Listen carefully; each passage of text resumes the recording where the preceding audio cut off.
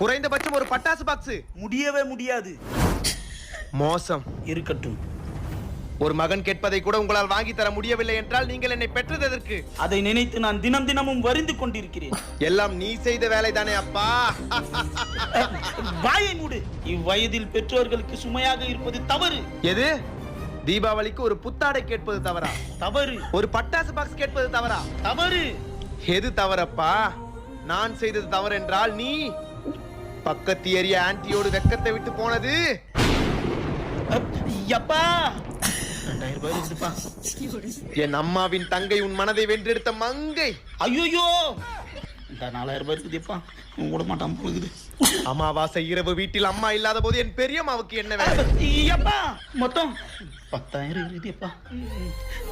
எது என் மீதா தவறு? இல்லை. இப்பொழுது தெரிகிறதா உன் மகனின் பவரு?